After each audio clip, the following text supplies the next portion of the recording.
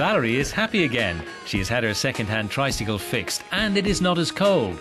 Valerie has survived 2 harsh Bulgarian winters without any electricity. She takes us to meet her mother. We are in Pelin, a small town east of the Bulgarian capital, Sofia. Ilonka, a single mother bringing up 4 children, is among those who are suffering most from what is seen as the dysfunctional welfare state in Bulgaria. During the recent years, the impoverished country has steered a strict austerity course. The bill for the country's financial stability is paid by the poorest of the poor, in a currency called hardship and daily suffering. The hot water for my baby is here outside. As we have not had any electricity for 2 years and 4 months, I have even greater need for hot water. So I have to light a fire here in the garden to boil the water in these pots.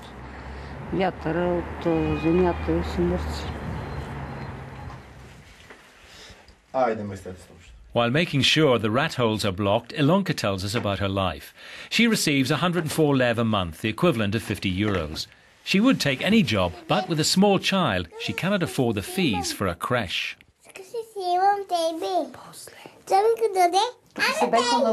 The hardest moment was when we discovered mice and rats in the bed of my little girl.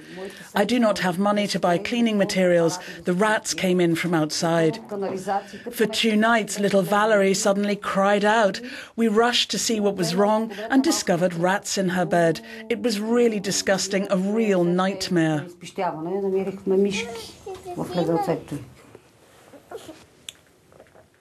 Winter is very hard to survive in these conditions.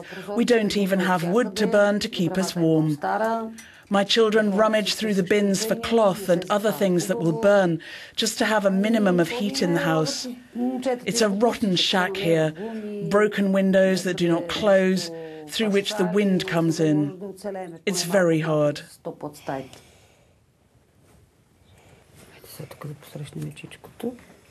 Little Valerie suffers from asthma. Ilonka's son, who is 15, has problems with hypertension. And 17-year-old Danya is diabetic. To get money for medicine, the family has to beg. Their mother is proud of them. They help her, and they are good at school. Every day is difficult. We go to bed early because what can you do in the evening when it's dark? Often we go to bed without eating as we don't have enough money to put food on the table.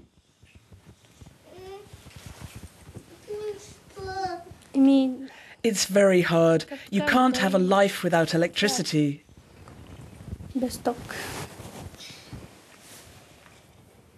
The light has been back on now for a month, thanks to the neighbours, who have connected Ilonka's house to their network. It is subleased electricity. We leave Pelin to go to Rednova, about 250 kilometres to the east.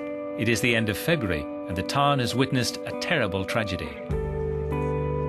We have a meeting in a poor quarter of Rednova. The Azanov family of 7 live on the top floor of this social housing block in a small 2-room flat, which is full of damp. The family is in mourning.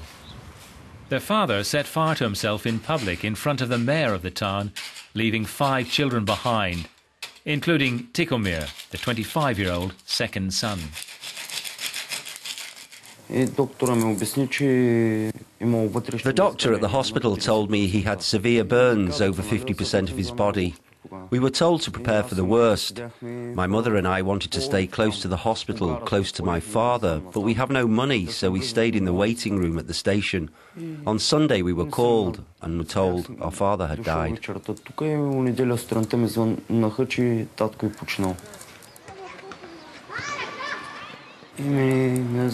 My father was threatened several times. There were men who came to the door, official-looking men pretending to represent the water company, who said he would go to prison if he did not pay his water bill.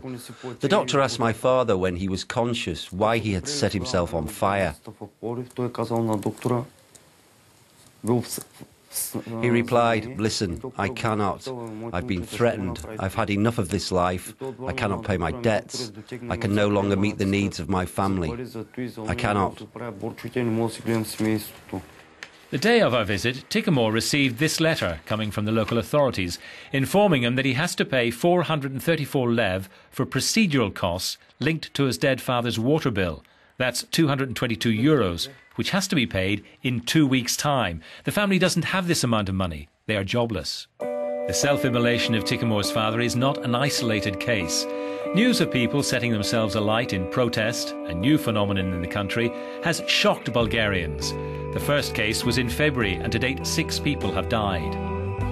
Bulgaria is the European Union's poorest member. People earn an average monthly wage of less than 400 euros. In February and March, tens of thousands protested against the low incomes. The centre-right government resigned and elections will be held in May. University professor Haran Alexandrov believes the outbreak of 3 self-immolations and the mass demonstrations send a message to decision-makers on both a national and local level.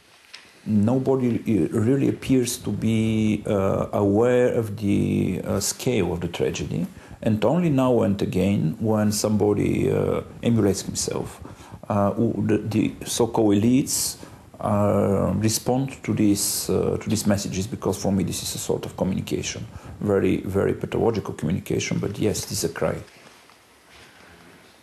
In a way, these mass, maybe not uprising, but demonstrations can be seen as a therapeutic attempt to produce, to create some sort of hopefulness. One of the many centres of these growing public protests against poverty and corruption is the city of Blagoevgrad, with its population of 80,000 inhabitants. It is home to Ludmila. Being one of the protest march organisers, the jobless mother goes by the nickname Joan of Arc of Bulgaria. In order to create jobs, the state should support small and medium enterprises, she says. Vulnerable groups should get real help. Social policy be completely overhauled, and local administrations should start to actually care about people in need. One of our ideas which has won support across Bulgaria is the creation of municipal civic councils, an organ of civil society which can monitor the local political powers here. We can be a kind of mediator, a corrective, and so serve the people. The protests were sparked by the massive rise in electricity bills. To understand the problem, 10-year-old Nikolai from Blagoevgrad shows us his home. Nikolai's father died 1 month before he was born. Today, his mother Sema brings him up with surviving dependents' pension pay and child benefit. It's a total of 64 euros a month. December's electricity bill was 140 euros, more than double Sema's income. I was horrified when I saw how much I had to pay and not knowing how to find the money. At the same time, I felt a sense of helplessness, and I was afraid that the electricity would be cut and it would be dark and cold during the winter. To pay the bills, I sold a few valuables which I possessed. It was not enough, so I asked my friends for money. 1 in 5 Bulgarians live in poverty with an income of less than 120 euros a month. 1 in 3 young Bulgarians cannot find work. Private companies have accumulated alarmingly high debts. More and more Bulgarians are looking for work abroad, elsewhere in Europe. Restoring hope in Bulgaria will be a tough job for the next government.